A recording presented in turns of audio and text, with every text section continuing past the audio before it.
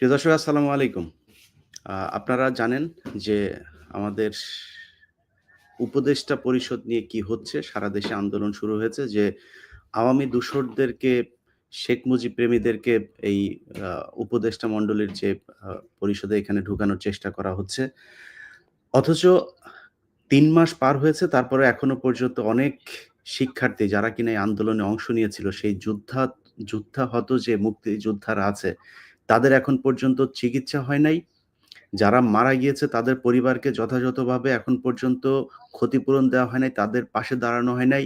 যেসব ছাত্ররা ছাত্র আন্দোলনে নেতৃত্ব দিয়েছে তাদেরকে বাদ দিয়ে তারপরে এই ফারুকিদের মতো যারা শেখ মুজিব প্রেমী এবং যারা ৩২ নম্বরের বাড়ি আ আপনার উদ্ধারের জন্য গত ৩ মাস ধরে যুদ্ধ করছে, সারা জীবন যারা আওয়ামী লীগের দালালি করে এসছে, তাদেরকে এখন উপদেষ্টা পরিষদে জায়গা করে দেওয়া হয়েছে।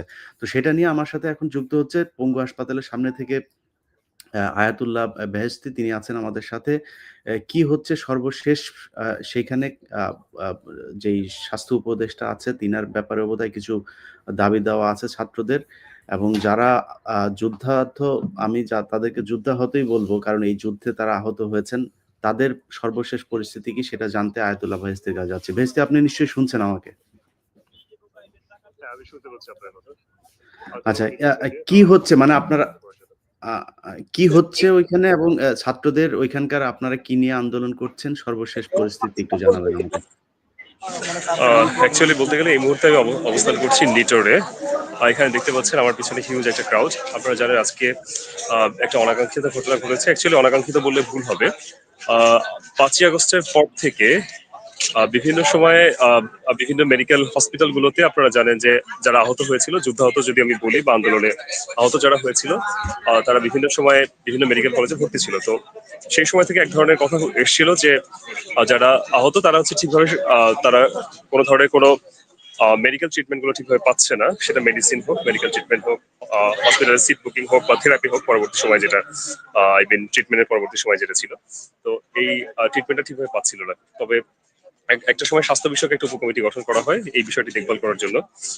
কিন্তু পরবর্তীতে সেটা ফলপ্রসূ কতটুকু হয়েছে সেই বিষয়ে বিস্তার ধরনের আই মিন ইয়া রয়েছে, আপনার বিতর্ক রয়েছে। কিন্তু আমাদের জায়গা থেকে আমরা শুরু থেকেই যারা মেডিকেল এই সেক্টরটা নিয়ে কাজ করছিলাম, অর্থাৎ 6ই আগস্ট থেকে 7ই আগস্ট থেকে আমরা অনেকেই স্বপ্রণোদিত হয়ে কাজগুলো করছিলাম এবং গভর্নমেন্ট থেকে যতটুকু হেল্প নেওয়া সম্ভব, এই আমাদের মেসেজগুলো যতটুকু পাঠানো সম্ভব সেটা আমরা পাঠানোর চেষ্টা করেছিলাম। আজকে যে ঘটনাটি ঘটেছে, আজকে অনেকেই আমরা জানি যে সকালের দিক থেকে আজকে স্বাস্থ্য উপদেষ্টা যিনি আছেন অর্থাৎ পারভিন আপা, উনি হচ্ছে এই নিটরে এসেছিলেন। তো আসার পরবর্তী সময়ে যারা আন্দোলনে আহত যারা ছিলেন, যারা চিকিৎসা নিচ্ছিলেন নিটরের অভ্যন্তরে বা যারা এখন পর্যন্ত বেড পাননি বা বেডে অবস্থান করছিলেন বিভিন্ন স্থানে সুচিকিৎসার জন্য, একটু আপগ্রেড চিকিৎসার জন্য, যাদের হচ্ছে অস্ত্রোপচার হবে তারা মানে ওয়েট করছিলেন, তারা সবাই হচ্ছে উপদেষ্টার উপর এক ধরনের অগ্রাসী ভূমিকায় চলে যায় এবং হচ্ছে তাকে সম্পূর্ণভাবে অবরুদ্ধ করে রাখে। তো এটা বেশ কিছুক্ষণ সকাল থেকেই মোটামুটি 10টা-11টার দিক থেকেই বেশ কিছুক্ষণ যাবত এই ধরনের কর্মকাণ্ডগুলো ঘটে তাদের জায়গা থেকে, এবং পরবর্তী সময়ে আমরা জানি যে এটি দুপুর গড়িয়ে পরবর্তী সময় সন্ধ্যা পর্যন্ত আসে এবং এখন এই মধ্যরাত পর্যন্ত এই বিষয়টি 12টা 21 বাজে এই মুহূর্তে এই বিষয়টি এখনো চলছে। তাদের জায়গা থেকে আমরা সমন্বয়ক বৃন্দ যারা আছি বা যারা এই মেডিকেল সেক্টরটাতে বর্তমানে দায়িত্বরত অবস্থায় আছেন, তারা হচ্ছে বিষয়টি নিয়ন্ত্রণের চেষ্টা করছেন। এখানে অনেক ধরনের কথা আছে যে আন্দোলনকারী যারা আহত হয়েছিলেন পরবর্তী সময়ে তাদের অনেকে সুচিকিৎসার জন্য একটা লিস্ট করা হচ্ছিল এবং জোন ওয়াইজ ডিভিশন করে করে তাদেরকে সুবিধাগুলো দেওয়া হচ্ছিল। কিন্তু তারা সবর না করেই কোনো ধরনের কোনো আই মিন প্রত্যেকটা জিনিস একটা প্রসেস আছে, সেই প্রসেসগুলো ফলো না করেই তারা উদ্গ্রীব হয়ে আছে অতি দ্রুত সার্ভিসগুলো পাওয়ার আসে, সেই বিষয়ে এক ধরনের একটা ডিসমেন্টাল সিচুয়েশনের সৃষ্টি হয়েছে। আচ্ছা, তো আমি একটু দেখাতে যাচ্ছি বর্তমান অবস্থা। আমি আমার ক্যামেরাটা একটু ফ্লিপ করব।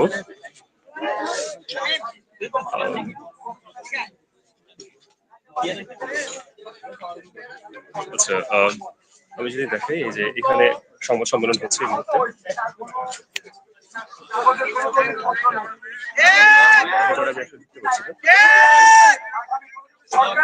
এই হচ্ছে বর্তমান পরিস্থিতি। এখানে আপনাদের এখানে এখন আছে কে কে? আপনাদের ছাত্র নেতা কে কে আছে? হাসনাত আব্দুল্লাহ রয়েছে, আরো আছে স্নিগ্ধ, আরো স্বাস্থ্য কমিটির অনেকেই রয়েছে। আচ্ছা।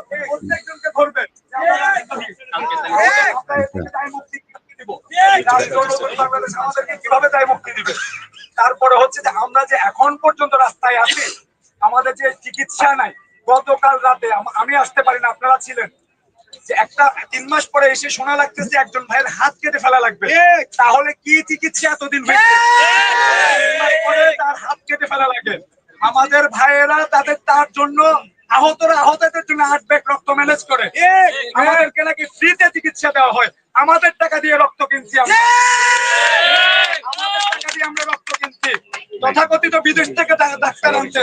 এখন ভাইয়েরা বলতেছে ওই বিদেশি ডাক্তারের অপচিকিৎসার কারণে এই পরিস্থিতির সৃষ্টি হয়েছে। তাহলে আমাদেরকে বিদেশি ডাক্তারের মূলা কেন দেখানো হইলো? বারংবার বিদেশি ডাক্তার, তাও কি হাতে গোনা কয়েকজনের এই মূলা আমাদেরকে কেন দেখাইছে? আমরা তাদেরকে সম্মান করি, শ্রদ্ধা করি, কিন্তু হাসিনার মতো আচরণ শুরু করলে কিন্তু হাসিনার পরিণতি আমরা তাদেরকে করে ছাড়বো।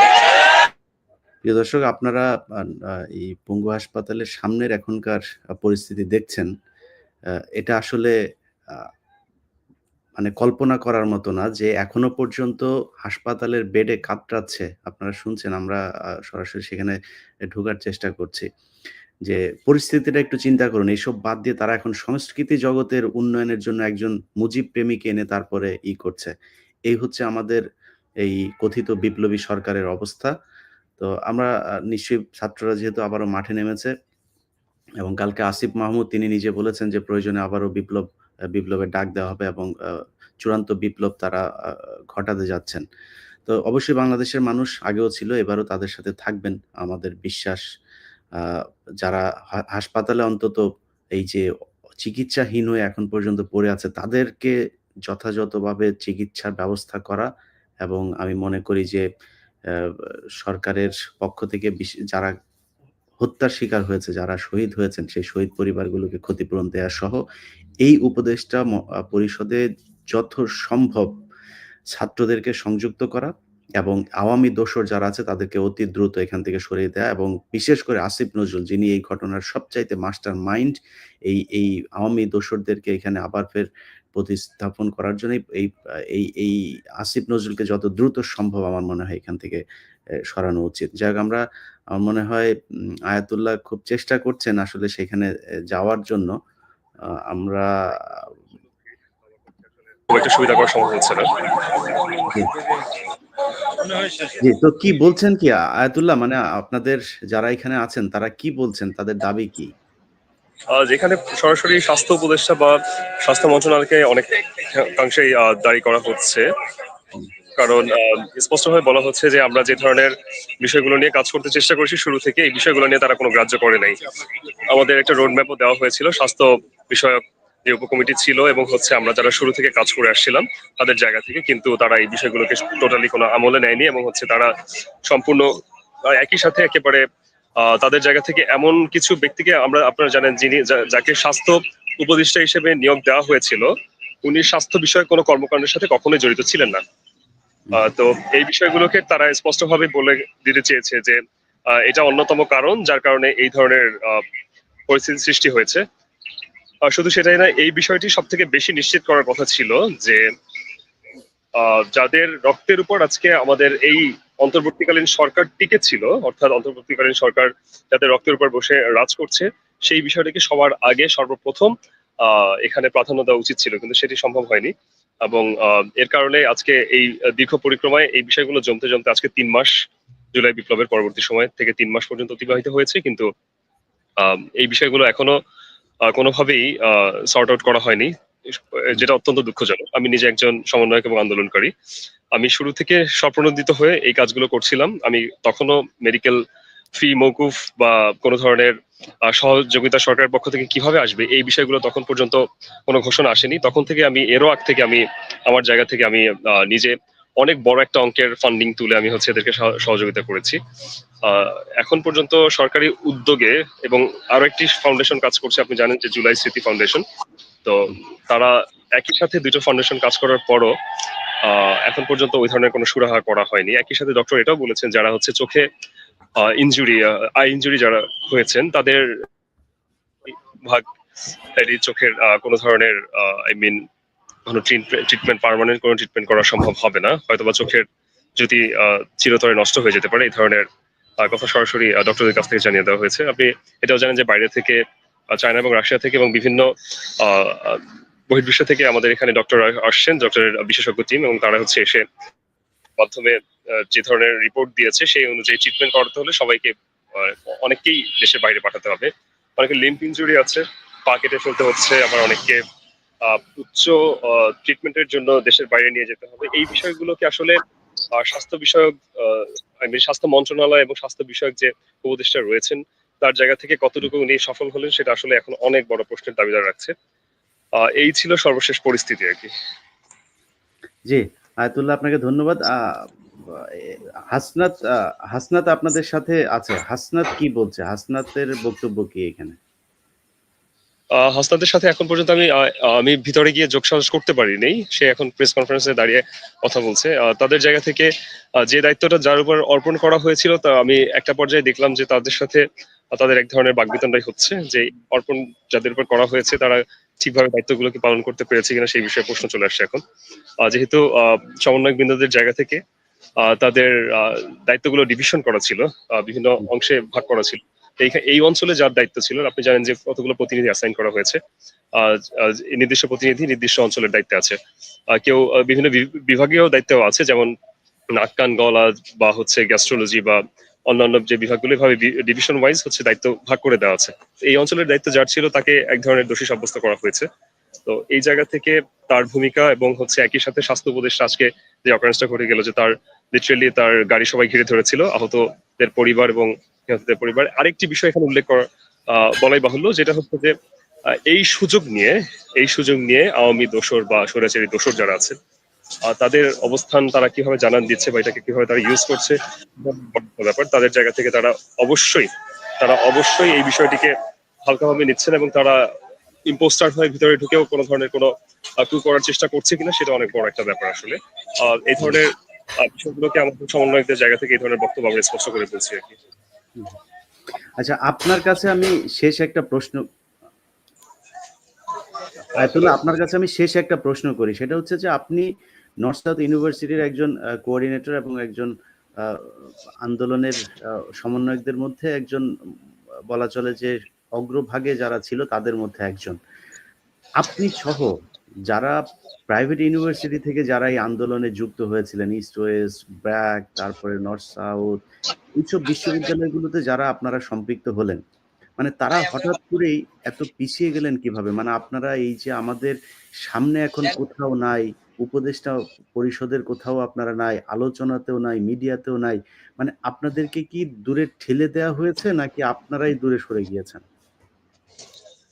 এই বিষয়টিতে উত্তর করতে গেলে আসলে অনেকগুলো ইস্যু চলে আসে। প্রথমত হচ্ছে বিপ্লবের জায়গা থেকে যদি বলতে চাই, তাহলে বিপ্লব কি পরিপূর্ণভাবে হয়েছিল কিনা সেটা অনেক বড় একটা প্রশ্নের অবস্থান রাখে। এখন যেটা আমরা করছি যে সেটা হচ্ছে অন কাইন্ড অফ হচ্ছে প্রতীকী বিপ্লব, প্রতীকী রিপ্রেজেন্টেশন। কজ বিপ্লব হলে আমরা জানি যে একটা জায়গা থেকে যখন বিপ্লব হবে তখন সেখানে আপনার ইচ্ছের জায়গা থেকে গভর্নমেন্টাল বডি বা গভর্নেন্সিং এর জায়গা থেকে পুরো A to Z পুরোটাকে একেবারে ঢেলে সাজানো হবে এবং যারা বিপ্লব করেছে তারাই সেই জায়গাগুলো দখল করে নেবে। তো সেই ক্ষেত্রে তো আমাদের জায়গা থেকে মাত্র হচ্ছে আমাদের কয়েকজন, আমাদের মাত্র তিনজন শিক্ষার্থী বেশ কয়েকজন PS কিংবা APS হিসেবে যারা গিয়েছে তারা মাত্র হচ্ছে শিক্ষার্থীদের মধ্য থেকে এখানে অবস্থান করেছে।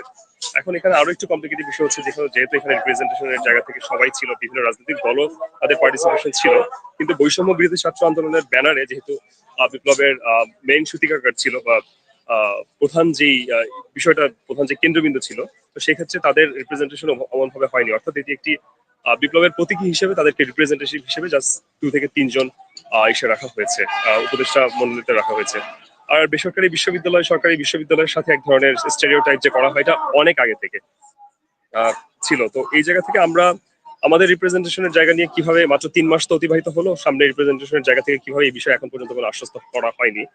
বরং আমরা অনেকাংশেই বলতে পারি যে এটা অত্যন্ত দুঃখজনক এই দিক থেকে যে এমন ব্যক্তিবর্গকে আমরা উপদেষ্টা মণ্ডলীতে দেখতে পাচ্ছি যে যারা আমাদের বিপ্লবের চেতনাকে ধারণ করে না এবং স্পষ্টভাবে সেটা বিরোধী ছিল। এবং এই বিষয়গুলোকে তারা সম্পূর্ণভাবে নাকচ করে দিয়ে তারা নিজেদের ভুল স্বীকার করছে না, তাদেরকে উপদেষ্টার পদমর্যাদায় অধিষ্ঠিত করা হচ্ছে, যেখানে আবার সবাই যারা ম্যাস পিপল থেকে শুরু করে, নেটিজেন থেকে শুরু করে, যারা আন্দোলনকারী থেকে শুরু করে, জনমানুষ, জাতি, ধর্ম বর্ণ নির্বিশেষে সবাই যাদেরকে রিফিউজ করছে।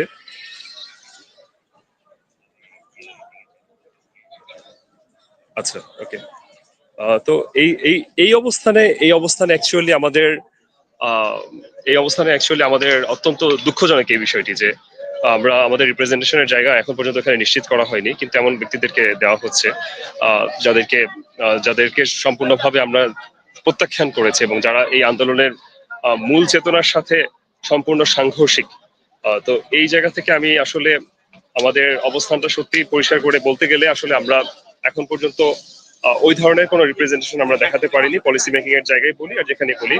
মাত্র গুটি কয়েক স্টুডেন্ট নিয়ে বা গুটি কয়েক আন্দোলনকারী শিক্ষার্থী, আমি একটু বর্তমান পরিস্থিতিটা দেখানোর চেষ্টা করছি আর আমি বলে যাচ্ছি নিয়ে আর কি একটা প্রতীকী বিপ্লবের ছায়া আর কি দেখানো হয়েছে।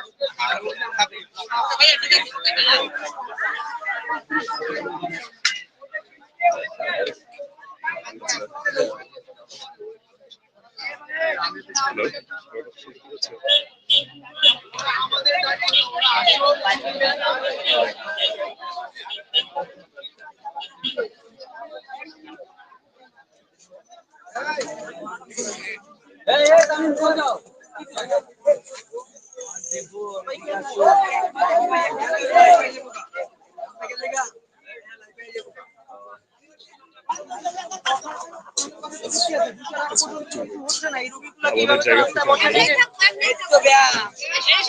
আমরা কয়েকজন যারা যারা পঙ্গু হয়ে আছেন এরকম কয়েকজনের বক্তব্য আমরা জানি, তাদের পরিবার কি বলে সেটাও আমরা একটু শোনার চেষ্টা করবো এখন।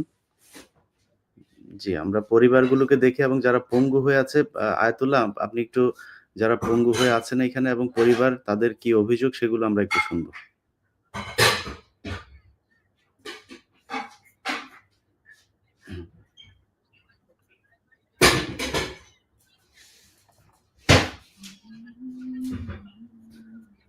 আমার কথা শোনা যাচ্ছে? হ্যাঁ জি, আমরা শুনছি। আপনি জি ওনাদের বক্তব্যগুলো একটু শুনতে দেন। আচ্ছা, আমি একটু শুনতে যাচ্ছিলাম আপনার বর্তমানে আপনি কি ধরনের সমস্যা ফেস করছেন আর কি ধরনের সমস্যা আপনি যে আপনার পায়ে ইনজুরি হয়েছে।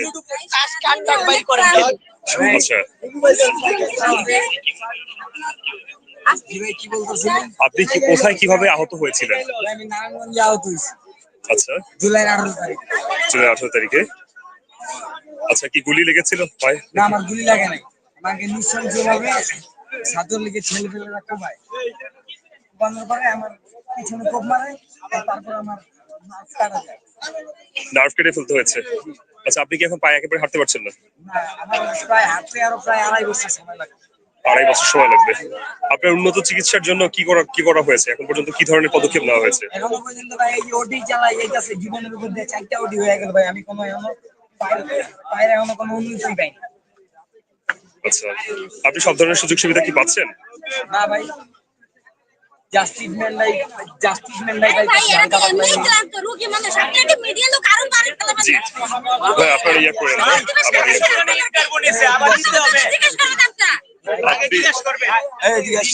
আপনি তো আপনার জায়গা থেকে বলেন যে আপনি কি সকাল থেকে এখানে আছেন? হ্যাঁ, আমি মেডিকেলে ভর্তি আছি এবং সকাল থেকে আমি এখানে আন্দোলনে অংশগ্রহণ করছি। আচ্ছা, স্বাস্থ্য উপদেষ্টা আজকে এখানে এসেছিলেন ভাই?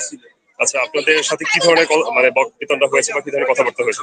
মানে স্বাস্থ্য দপ্তর যারা আসছেন, আসার পরবর্তী ওনারা 4 তলায় চলে গেছেন। আচ্ছা, 4 তলায় চলে গেছেন। 4 তলা কয়েকজন রোগী দেখছেন, 4-5 জন রোগী দেখছেন। ওখানে রোগী আছে 40-50 জনের মতো। মানে 4-5 জন রোগী দেখে ওনারা চলে যাইতেছেন। বাকি 3 তলা এবং 4 তলা যে রোগীগুলা আর আছেন, এদেরকে দেখার সময় ওদের নাই। তো ওনারা যে মানুষদের রক্তের পেপারা দিয়ে আজকে যারা ক্ষমতার অধিকারী হয়েছে, তাদেরকে দেখার অধিকার, তাদেরকে দেখার সময় তাদের নাই। মূলত কথা এখানে, তারা কোন অবস্থায় আছে, এই লোকগুলো দেশের জন্য রক্ত ঝরাইছে, পাও দিয়েছে, হাত দিয়েছে, জীবন দিয়েছে, দেশের জন্য কত কি করলো। যারা এই ক্ষমতার অধিকারী যাদের কারণে পাইলো, তাদেরকে দেখার সময় নেই। এবং তারা যে বর্তমানে যারা অসুস্থ যারা আছে, তাদেরকে পুনরায় চিকিৎসা ঠিক মতো দিচ্ছে না, এবং ঠিক মতো তারা চিকিৎসা পাইতেছে না, এবং যারা খাবার দাবার ঠিক মতো পাইতেছে না। বলে একজন রুগীর জন্য যে খাবার মেডিকেল থেকে দেওয়া হয়, ওই খাবার রুগী তো খাইতে পারতেছে না, এবং রোগীর সাথে যে অভিভাবক যে একজন আছে সেও খাইতে পারতেছে না। এখন এদের যে খরচ, মেডিকেলে থাকার খরচ, এই খরচ তারা বহন করতেছে। এই থেকে আজকে 3 থেকে 4 মাস চলে গেছে, 3 মাস শেষ 4 মাসে পড়ে গেছে। এদের ফিট এখন দেওয়ালে ঢেকে গেছে। এখন এরা রাস্তায় নামতে পারে। আপনার দাবি কি আপনার জায়গা থেকে বলেন? এখন আমার দাবি, যেভাবে আমরা পুনরায় চিকিৎসা পাইতে পারি, আমাদের ফ্যামিলি নিয়ে আমরা কিভাবে ভালোভাবে চলতে পারি, এবং আমাদের ছেলে সন্তান আছে তাদেরকে কিভাবে আমরা লেখাপড়ার খরচ দিতে পারি, এই পর্যায়ে আমাদের যত দাবি দরকার গুলো আছে এগুলো যদি মাইনে নেয়, তাহলে আমরা এই রাস্তা ছেড়ে দেবো। জি, ধন্যবাদ আপনাকে। আমি এখানে যতটুকু সম্ভব দেখানোর চেষ্টা করছি আসলে। আমি একটু দেখি হাসপাতালের কাছে যেতে পারি কিনা, একটু দেখি।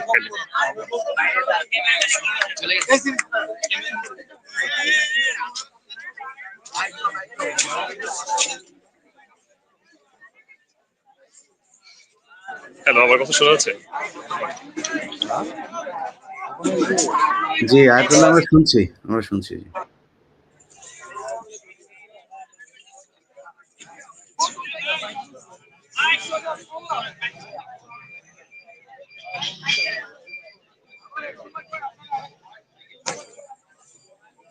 আচ্ছা, প্রেস কনফারেন্স, প্রেস রিলিজ, সংবাদ সম্মেলন যেটা আমি বলি, এই বিষয়গুলো সম্পূর্ণ এখানে সম্পন্ন করা হয়েছে বর্তমানে। আমি আমার জায়গা থেকে এই হচ্ছে নিটোর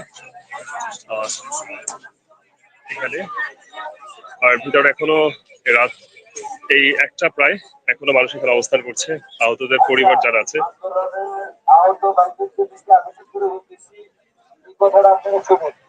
আমাদের এই রাস্তা বন্ধ করে মনে কোনো 4 ঘন্টা 5 ঘন্টা এই দেশের এই প্রান্ত থেকে ওই প্রান্তে যাওয়া যায়, ওই প্রান্ত থেকে এই প্রান্তে আসা যায়। আজকে আমরা সকাল থেকে রাস্তা অবরোধ করে আসছি, এখন পর্যন্ত তারা এখন আমাদের চোখের সামনে আসতে পারে নাই। তাহলে আসলে তারা আমরা করতে হবে। বলতে কথা যে আমরা রাস্তা এটা বন্ধ করছি, এবং হাই রোড আমরা বন্ধ করে দিতে হবে। মূলত কথা হলো যে আমরা যখন ঢাকার যে রোড, হাই রোড গুলো আমরা যখন বন্ধ করে দেবো, তখন তারা ঠিকই আমাদের কাছে আসতে বাধ্য হবে। আমরা তাহলে আমরা সামনের দিকে আগে আমরা মেন হাই রোড বন্ধ করে দেবো, এবং এটাও বন্ধ থাকবে, ওটাও বন্ধ থাকবে। কোন দিক থেকে কোনো গাড়ি আসবেও না। প্রিয় দর্শক, দেখেন, একটা জিনিস চিন্তা করেন, এই লোকের যে কথাগুলো বলছে যে সকাল থেকে তারা বসে আছে রাত পর্যন্ত, তাদেরকে এখন পর্যন্ত কোনো আশ্বাস দিতে পারে নাই সরকার। সরকার আছে হচ্ছে আসিফ নজরুল। আমি মনে করি সরকারের উচিত আসিফ নজরুলকে নারী ও শিশু বিষয়ক একটা মন্ত্রণালয় দিয়া ওইখানে এই নায়ক নায়িকা যে কটা আছে ওই কটার ওনারা দিয়া দেন, উনি রাতে ওইখানে ওদেরকে নিয়ে থাকুক, ওইখানে উনি ওই নারীদেরকে নিয়ে একটা নারী বিষয়ক মন্ত্রণালয় গঠন করে ওইটার উপদেষ্টা হিসেবে কাজ করুক। কারণ আসিফ নজরুল এই সব নষ্টের গোড়া। এই যার চরিত্রের সমস্যা থাকলে যে সমস্যাটা হয়, এদেরকে মেয়ে মানুষ দিয়ে পটানো যায়, পটায় ভিডিও নেওয়া যায়, ভিডিও নিয়ে যেমনি ইচ্ছা তেমনি কাজ করানো যায়। তো আমরা মনে করি যে খুব কষ্টের বিষয় আসলে। দেখেন, আমি জানি না আপনার কাছে কেমন লাগছে, আপনারা আমার এই ভিডিও যারা দেখছেন, আপনি কি কল্পনা করতে পারেন, আপনার বিশ্বাস হয় যে বাংলাদেশে আমি একজনকে না দেখালেই নয়, একজন স্নাইপার শট হয়েছিল, স্নাইপারের বুলেটে যিনি আহত হয়েছিল তার কথা আমি একটু নিতে চাচ্ছিলাম। উনি একটু কথা বলবেন, উনি কিছু বলতে চান, ওনার কিছু বলার আছে আসলে। আপনি যদি কাইন্ডলি একটু বিষয়টি ইয়ে করতেন। জি, আপনার জায়গা থেকে। জি, আপনি। আমি হলাম প্রাইভেট ইউনিভার্সিটির সবচেয়ে গুরুতর হতাহতের ভিতরে একজন। আমার পেটে স্নাইপারের শুট করা হয়, এদিকে ঢুকে এদিক দিয়ে বের হয়। আর এদিকে আরেকটা গুলি ঢুকে যায়। তো পায়ে আরো দুইটা পায়ে আমার আরো 2টা গুলি লাগে। আর আমি আর আরেকটা কথা হলো, আমার এই শরীরে আমার উপর সেকেন্ড হামলা হয়, সেটা হলো আশুলিয়াতে। আমাকে দিয়ে প্রথমে হামলা ছিল, আমার হামলায় এই হামলাতে আমি এলাম আসাদুজ্জামান খান কামালের ছেলে মুদাসির খান জ্যোতি, ওই মামলার বাদী আমি। মুদাসির খান জ্যোতিকে আমার মামলাতে রিমান্ড ঘোষণা করা হয়। তো ওইখান থেকে ও একটা ভাড়াটির ফোনে ব্যবহার করে আমাকে সেকেন্ড হামলা করে। আমাকে যে হামলা করে লাশ হত্যাকারী আমি আবার 46 জন যে লাশ হত্যা করা হয়, এএফএম সাইদ আশুলিয়া থানার যারা লাশ ঘটনার সাথে সরাসরি জড়িত, এএফএম সাইদ, আপনি বলেন এএফএম সাইদ, আব্দুল্লাহ কাফি, বিশ্বজিৎ, সবাইকে আমার মামলাতে গ্রেফতার করা হয়। এর ফলে আমি আমার বাসাতে থাকতে পারতাছি না, কারণ আমাকে আমার যে মার যে সেবাটা পাওয়া দরকার ছিল, আমি আমার মার সেবাটা পাইতেছি না। আমি আমার এলাকা ছেড়ে আমি এখন বসুন্ধরাতে আশ্রয় নিচ্ছি, কারণ আমার উপর মৃত্যু ঝুঁকি আছে। অলরেডি তিনবার হামলা সেই হামলাগুলো কবে হয়েছে? একটা হামলা করা হলো 15 সেপ্টেম্বর। তো ওই হামলাতে আমার পেটের যে আমাকে এইভাবে পেটে এই পেটটা আমাকে ঘুষানো হয়, এই পেটে এটা ছিঁড়ে ফেলা হয়। এটা ছিঁড়ে ফেলা হয়। এখান থেকে আমার আইলিস্টমি, আমি একটু ছবিটা দেখাচ্ছি, আমার আইলিস্টমি কোলাপস করে এর ফলে। দুই হাত এইভাবে ধরে তারপরে দেখেন, এই যে এর ফলে আমার এই যে আইলিস্টমিটা, এই যে এই আইলিস্টমিটা আমার কোলাপস করে পেট থেকে, এই ঘুষানোর ফলে। অথচ এটা নরমাল ছিল, এই যে এর আমার থাকা উচিত ছিল হলো এরকম, এই যে আমার থাকা উচিত ছিল এরকম। আমার পেটে ঘুষানোর ফলে আমার পেটের আইলিস্টমি এভাবে বাইরে হয়ে পড়ে, আমার উপরে যে হামলাটা হয়। আচ্ছা, আপনার বর্তমানে চিকিৎসার বর্তমান আপডেটটা কি, অবস্থাটা কি একটু যদি আপনি এটা হলো আমার সেকেন্ড অপারেশন লাগবে। এর অপারেশনের নাম হলো রিভার্স আইলিস্টমি। রিভার্স আইলিস্টমি যে অপারেশনটা আছে, এই অপারেশনটা আমি সিএমএস হসপিটালে আছি বর্তমানে, সিরিয়াল দিয়ে আছি। আমাকে খালি ঘোরানো হচ্ছে, এই সপ্তাহ না পরের সপ্তাহ, 2 সপ্তাহ করে পৌঁছে আসো, 2 সপ্তাহ পরে আসো, 2 সপ্তাহ পরে আসো, এখনো এভাবেই রয়েছে। আচ্ছা, সেখানে তো আমি যতটুকু জানি সিএমএস এ অনেক লম্বা একটা লাইন আছে। তো সেক্ষেত্রে কি আপনি এমন কোনো ব্যাপার দেখেছেন যে সেখানে আরো অন্যান্য যারা চিকিৎসা নিচ্ছে তারা? আইলিস্টমির যে ব্যাপারটা, এটা হয় অনেকের। আমার যে একটা অ্যাক্সিডেন্টের ফলে এই জিনিসটা কোলাপস করে। আমার যে একটা অ্যাক্সিডেন্ট হয়, এই অ্যাক্সিডেন্টের ফলে এই জিনিসটা কোলাপস করে, মানে বের হয়ে যায় আর কি। হ্যাঁ, বুঝতে পেরেছি। তো এই জিনিসটা আমার সাথে ঘটছে। তো ডাক্তার বলে যে আমাকে খুব শিগগিরই অপারেশন হবে, কিন্তু এখনো আমাকে কোনো ফোন কল বা কিছু করা হয়নি। এখানে আমার উপর একটা পূর্ণাঙ্গ একটা অবহেলিত হচ্ছে। আমার এখন সেকেন্ড অপারেশন করা হচ্ছে না। এখান থেকে আমার কোলাপস, এখানে আমার নারী যে পেটের ভিতরে নারী বুড়ি, এটা বাইরে হয়ে রয়েছে। ব্যাগের খরচটা বল। আমার একটা ব্যাগ প্রতি সপ্তাহে আমার 4টা লাগে। আমার একটা ব্যাগের দাম 1500 টাকা, আর 8 হলো 1000 টাকা, মানে মোট 2500 টাকা আমার প্রতি এক ব্যাগের খরচ, যেটা আমার সপ্তাহে 4টা করে লাগে। এই ব্যাগগুলোর যে এক্সপেন্ডিচার আছে, আমরা তো বলেছিলাম যে মেডিকেল যে এক্সপেন্ডিচার গুলো, খরচগুলো, সেটা আমরা সম্পূর্ণ মওকুফ করে দিব। এগুলো কি মওকুফ করা হয়েছে? আপনি কি পাচ্ছেন? আমি নিজে কিনি, আমার ফ্যামিলি বহন করে। আমি আমেরিকান ইন্টারন্যাশনাল ইউনিভার্সিটিতে পড়ি। আজকে আমার ফ্যামিলির হয়তো একটু সামর্থ্য আছে, কিন্তু আমার মতো ব্যাগ, আমি যখন আমার ছোট ভাইরে যখন পাঠাই যে তুই ব্যাগ নিয়ে আয়, তখন ভাই এইরকম ব্যাগ অহরহ মানুষ কিনে নিয়ে যেতেছে, না জানি ওদের কি অবস্থা। বর্তমানে আজকে তো স্বাস্থ্য উপদেষ্টা এখানে এসেছিলেন ভিতরে, তার প্রতি তার কাছে থেকে কি আপনি কোনো ধরনের কোনো আশ্বস্ত কোনো বিষয় পেয়েছেন যে এটা খুব শীঘ্রই এটা সলভ করা হবে? আমার সবচেয়ে মূল যে কোয়ারির ব্যাপারটা হলো পুনর্বাসন। আমি এই শরীর নিয়ে আমার এই শরীরে আমি কি করতে পারবো? যার হাত নাই সেই শরীরে কি করতে পারবে? যার পা নাই তার সে কি? এখানে দেখেন চোখে অনেক গুলি আছে। আমার এলাকাতে আমার ছোট ভাই আমার একসাথে আন্দোলন করছে, ওর মাথার ভিতরে এখনো 2টা গুলি আছে, ইস্তিয়াক না। ও কি করবে? আমাদের পুনর্বাসনের একটা ব্যবস্থা করা উচিত। সরকার কি করতেছে? টাকা তো কি করতেছে ওগুলা? আমরা কি উন্নয়নের, আমরা কি আর কি দেশ সংস্কারের অংশ না? আমাদের কি যে আমাদের সেবা করা, এটা কি দেশ সংস্কারের অংশ না? আমরা ওনারা সবাই বলে যে দেশ সংস্কারের ব্যস্ত, দেশ সংস্কারের ব্যস্ত। আসলে আমাদের কি চিকিৎসা করে কি দেশ সংস্কারের অংশ না? অবশ্যই আমাদের ইনসিউরেটিক না দিয়ে চিকিৎসা করতেছে, ব্যাপারটা এরকম হয়েছে। আমরা শিপুর ভাই ব্রাদার হিসেবে আমরা কিছু কথা বলতে চাই। ইলিয়াস ভাই, আমরা আপনাকে প্রচুর পরিমাণে ভালোবাসি, আপনি দেশের জন্য প্রচুর অবদান রাখছেন, কিন্তু বর্তমানে আপনি দেখতে পারতেছেন যে কিভাবে উপদেষ্টারা আমাদেরকে মূল্যায়ন করছে। তো আমরা এই বিষয়টা সাক্ষাৎ, এরা যারা এভাবে এই যে এভাবে এরা যারা কেউ স্নাইপার শট খাইছে, কেউ চোখের ভিতরে এখন পর্যন্ত তার বুলেট আছে এখনো বের হয় নাই, এদের খোঁজ খবর নেয় না। এরা কেমন উপদেষ্টা? কি ধরনের উপদেষ্টা? এরা তো দেশ চালাতে পারবে না। এরা দেশ চালানোর মতো উপদেষ্টা না। এরা দেশ চালানোর মতো উপদেষ্টা না। কালকে হয়তো আমাকে গাইড করে ফেলবে, কিন্তু আমি বলবো এরা দেশ চালানোর মতো উপদেষ্টা না। হয়তো আপনারা সুন্দর একটা নির্বাচন দেন এবং যারা দেশ চালাতে পারে তাদেরকে দেশ চালাতে দেন, আর না হলে আপনারা সুন্দরভাবে দেশ গঠন করেন। এদেরকে এইভাবে অমূল্য, এদেরকে টিস্যু হিসাবে এখন ফেলে দেওয়া হয়েছে। টিস্যু, এরা এখন টিস্যু। আমিও আন্দোলনে ছিলাম, হয়তো আল্লাহ আমার শরীর সুস্থ রাখছে, আমি আল্লাহর কাছে লাখো শুকরিয়া করি। কেন লাখো শুকরিয়া করি জানেন? কারণ কি আমি যদি গুলি খেতাম, আমি যদি আহত হইতাম, কেউ দেখতে আসতো না আমাকে। আজকে এদের প্রত্যেকটা আজকে এখানে দাঁড়ায় তাদেরকে আন্দোলন করতে হচ্ছে। কেন? তারা আন্দোলন কেন করবে? তাদেরকে তো এখানে যাদেরকে উপদেষ্টা বানানো হয়েছে, ওদেরকে এসির বাতাস খাওয়ার জন্য উপদেষ্টা বানানো হয়নি। এখানে এসে চিকিৎসা করার জন্য বলা হয়েছে। ওদেরকে এখানে এসে চিকিৎসা ব্যবস্থা ঠিকভাবে চলতেছে কিনা তা দেখার জন্য বলা হয়েছে। ওদেরকে ওখানে বসে এসির বাতাস খেতে বলা হয় নাই। প্রতিদিন এসে হাসনাত সাহেব আসে, সাদ্দিক সাহেব আসে, তারা এসে দেখে যায় বিভিন্ন সমন্বয়করা এসে ওনারা কষ্ট করতেছে, আমি ওনাদের কষ্টকে সম্মান করি। কিন্তু আপনারাও জানেন কিভাবে উপদেষ্টারা আপনাদেরকে না জানাই হয়। আপনারাও জানেন উপদেষ্টা কারা হবে না হবে। মোস্তফা ফারুকী কিভাবে উপদেষ্টা হয়। এটা কি শহীদের রক্তের সাথে বেইমানি না?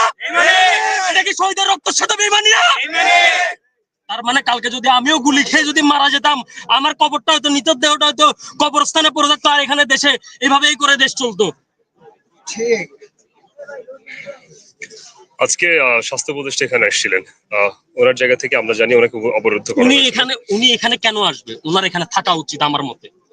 ওনাকে দায়িত্ব দেওয়া হয়েছে না? অবশ্যই ওনাকে দায়িত্ব দেওয়া হয়েছে। আমি বুঝলাম উনি একজন মানুষ, 16 কোটি আমরা জনগণ, 18 কোটি আমরা জনগণ, এতগুলো উনি কিভাবে দেখবে আমি বুঝলাম ভাই। কিন্তু এটা তো ইম্পর্টেন্ট। আপনি সামান্যতম, আমি আপনাকে সাংবাদিক বা আপনাকে জিজ্ঞেস করি, গুলিটা আপনি খাইতেন, আপনার কাছে কেমন লাগতো তাহলে? এখন এই যে আপনারা যারা ভিডিও করতেছেন সাংবাদিক ভাইরা, গুলিটা আপনারা খাইতেন, আপনাদের কাছে কেমন লাগতো? এখন আপনারা ফুটেজ নেওয়ার জন্য গেছেন না, সাহস নিয়ে গেছেন না, তো তাহলে আপনারা গুলি খেলে আপনাদের কি অবস্থা হইতো? আপনাদেরও ঠিক এখানে আন্দোলনের লাইনে দাঁড়ায় থাকতে হইতো। ঠিক।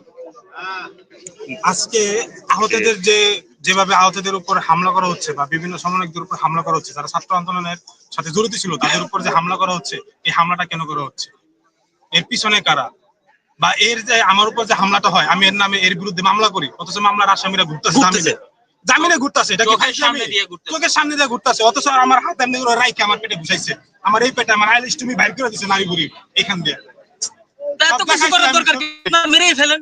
আমি আবার ছবি দেখাই। আমার এখন সবচেয়ে বড় কষ্ট লাগে যে আমি কেন গুলি খাই মরলাম না। আমার কষ্ট যে আমার কেন গুলি খাই মরলাম না। এই যে আমার আইলিশ তুমি দেখেন বাইর করে ফেলাইছে, এটা নারী বুড়ি বাইর করে ফেলাইছে। যদি আজকে আমি মরে যেতাম তাহলে হয়তো আজকে এই অবহেলার শিকার হইতাম না। আজকে আমার কথা না, যারা চোখে গুলি খাইছে, যার পা কাটছে, যার এই হইছে, তারা এখানে রাস্তায় নেমে আসছে, তাদের সবার একই কথা, তারা কেন মরলো না? মরলে হয়তো এই অবহেলার শিকার হইতো না। আমাদেরকে জাস্ট টিস্যু, এই যে বললো টিস্যু হিসাবে জাস্ট আমরা ফেলাই দেওয়া হচ্ছে। যদি রাষ্ট্র সংস্কার করা যদি করতেই হয়, তাহলে সবার আগে আহতদের চিকিৎসা, আহতদের মূল্যায়ন, আহতদের পুনর্বাসন করলে তারপরে রাষ্ট্র সংস্কার করতে হবে। আমরা রাষ্ট্র সংস্কারের সবার প্রথম দাবিদার এই আহতদের মূল্যায়ন করা। ওনার চোখে এখন পর্যন্ত বুলেট আছে। আমার ডান চোখে বুলেট আছে, রেটিনা নষ্ট হয়ে গেছে, এবং বাম চোখে খুবই সীমিত দেখি, যা মানুষ দেখছি না, অসম্ভব। আমাদের চিকিৎসা, এই চিকিৎসা আমাদের এই দেশে নাই। এই চিকিৎসা বিশ্বের 4 থেকে 5টা দেশে হয়। রেটিনা চিপ লাগায়ে এবং বায়োনিক আয়ের মাধ্যমে এর চিকিৎসা আছে, বাট আমাদেরকে এটা পাঠানো হচ্ছে না। আর শুধুমাত্র উনি না, ওনাকে আমরা কিছুদিন আগেই দেখতে গেছিলাম, ওনার সাথে আরো ফালাই দিলেও কয়জন, অনেকে আছে, 20 পর্যন্ত উপরে অনেক মানুষ, ক্রিটিক্যাল সবারই চোখ, অনেক যাদের 2 চোখে লাগছে। এক চোখের শুধু আমাদের না, শুধু আমার না, সবারই এই একই অবস্থা, এবং আমরা চাই এটা যেন দ্রুত চিকিৎসার মাধ্যমে তারা বাইরে নিয়ে যায়। আমার এটাও সন্দেহ হয়, আমার এটাও সন্দেহ হয় বাইরে নিয়ে হবে না।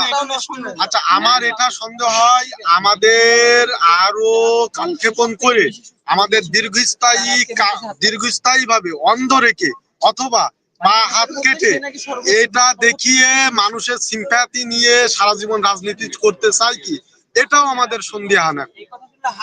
তার সাথে আপনাদেরকে আমি আরো একটা প্রশ্ন জিজ্ঞেস করতে চাই, যে মনে করেন এটা তো ঢাকা পিজি, এখানের যদি এই অবস্থা হয় তাহলে সমগ্র বাংলাদেশে তাহলে কি অবস্থা? সমগ্র বাংলাদেশে আহতদের তাহলে কি অবস্থা? নিহত পরিবারদের কি অবস্থা? কে খোঁজ নিছে ওদের? কতজনকে খোঁজ নিয়েছে? কতজনকে কি দিয়েছে? শুধু শুনি 1000 কোটি টাকা ফান্ড, শুধু শুনি এত কোটি টাকা ফান্ড, কোথায় এগুলা? তাহলে এরা যে রাস্তায় কেন?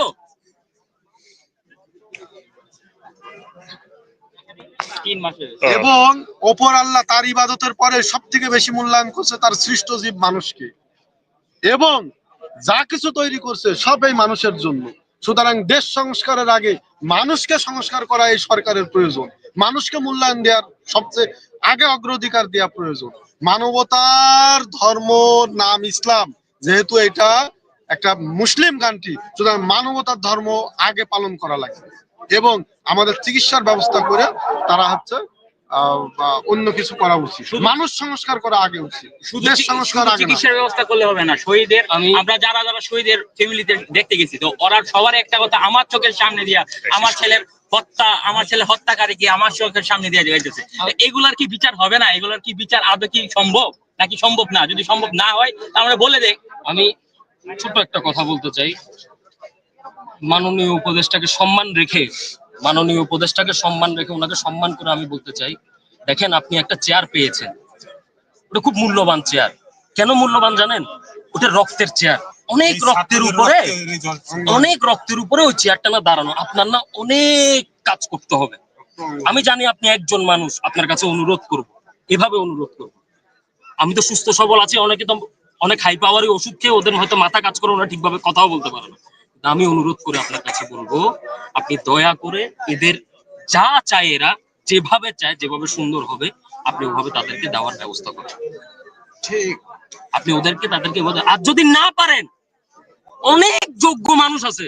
ইলিয়াস ভাই, আমি আপনাকে ওয়েলিং করতেছি না, আপনাকে বলতে, আপনিও একজন যোগ্য মানুষ উপদেষ্টার জন্য। আপনি চেয়ারটা ছেড়ে যারা যোগ্য, যারা পারবে ওদেরকে দিয়ে দেন। ধন্যবাদ। সালাম আলাইকুম। জি, ধন্যবাদ সবাইকে। জি।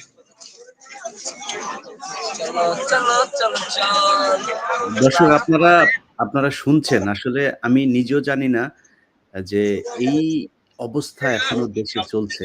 আপনি আপনি বলেন যে ৩ মাস পার হবার পরে আসলে আমার জায়গা থেকে এটাই আজকে পর্যন্ত আপডেট যতটুকু সম্ভব ছিল। এই মুহূর্ত পর্যন্ত 12:55 বাজে। ফোনটা যে কোনো সময় আর কি অফ হয়ে যাবে, আমার চার্জার অনেকটা শেষ হয়ে গিয়েছে। জি, আয়াতুল্লাহ আপনাকে অনেক অসংখ্য ধন্যবাদ। আমাদের সাথে আয়াতুল্লাহ আমাদের যে তথ্যগুলো জানালেন, প্রিয় দর্শক, আমার মনে হয় আমি নিজেও জানতাম না যে এখনো পর্যন্ত ওইখানে, আমরাও বলছিলাম, অনেক দিক থেকে শুনছিলাম, পত্র-পত্রিকায় নিউজ হচ্ছিল যে আহতদেরকে সেবা দেওয়া হচ্ছে না, নিহতদের পরিবারের পাশে কেউ নেই।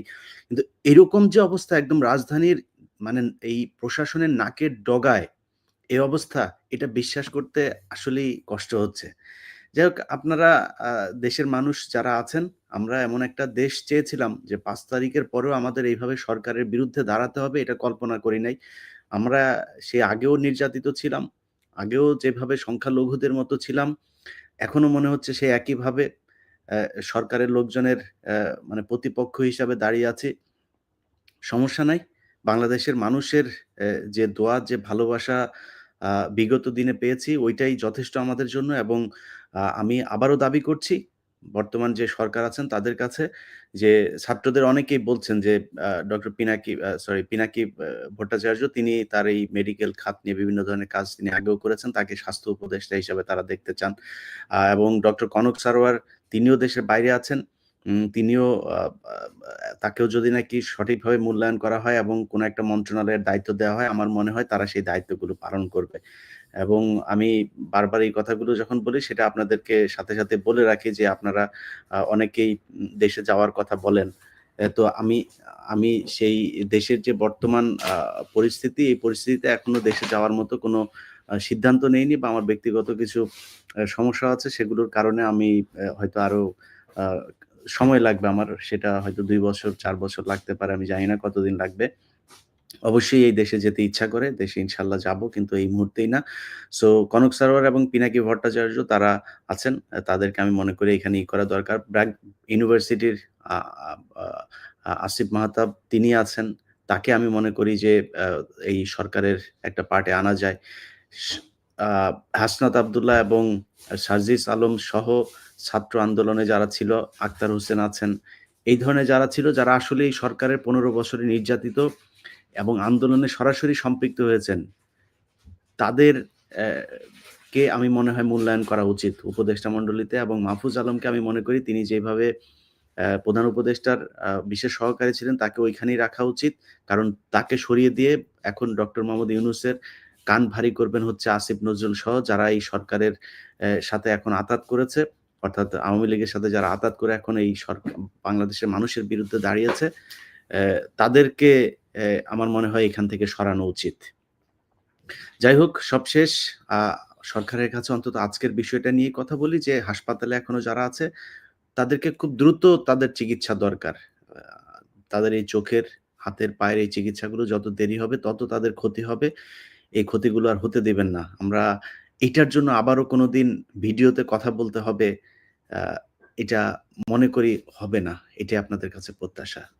সবাইকে ধন্যবাদ। আল্লাহ হাফেজ।